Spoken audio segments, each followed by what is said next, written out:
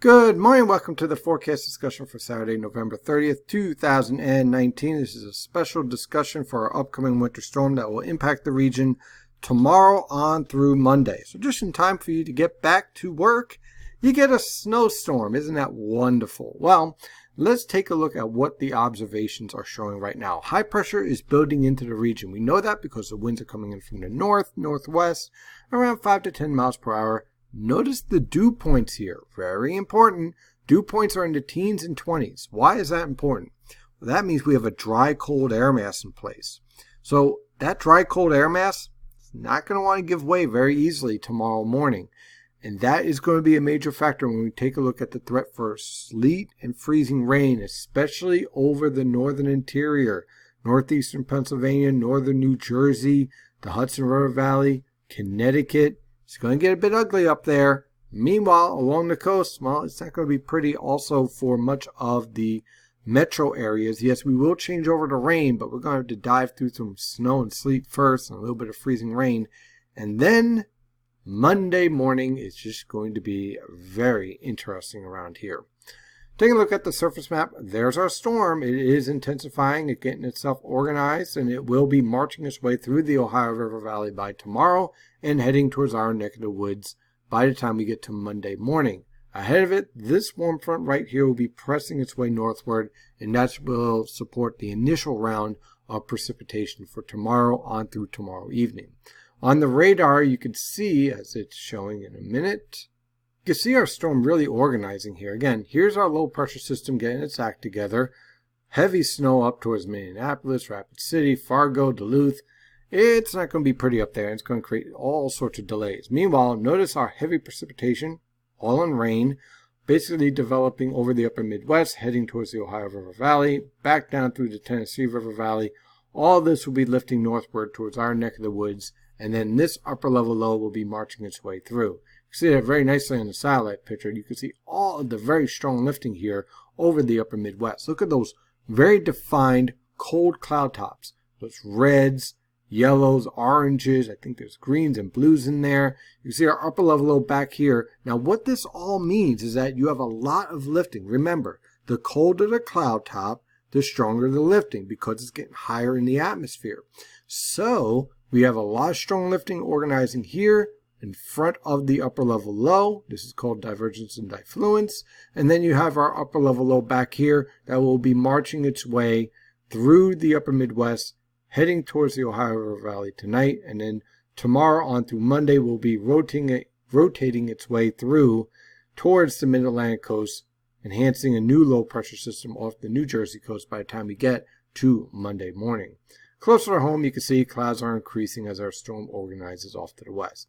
So let's walk through this storm impact. For today, it's pretty nice. You know, it's not bad at all. Again, this is the European guidance at 06Z provided by weathermodels.com. Now, by the time we get to tomorrow morning, you're going to start to see precipitation break out over southeastern Pennsylvania. I would put most of this as freezing rain and sleet. This is going to be a problem for the early morning hours for southern Pennsylvania and southern New Jersey. Now, locations like Atlantic City, Cape May, you're going to see snow, sleet, and freezing rain, very short period of time, don't blink, it'll change over to rain. Not that big a deal for you guys. But if you're heading off to, let's say, around Cumberland County, let's say around southwest New Jersey, I'd be real cautious with this area right here during the morning hours with the potential for snow, sleet, and lingering freezing rain, especially with these dry dew points showing up, which means you have dry, cold air that's going to be putting up a fight. The good news is that the warm air, at least through 7 p.m. tomorrow, will be winning this fight and will be steadily pushing north. So you can see the precipitation shield pushing north just in time for noon hour around New York City. It will start to change over to all rain. And then you can see by the time we get to really, by the mid-afternoon hours between 5 and 7 p.m., that warm air stops pushing northward.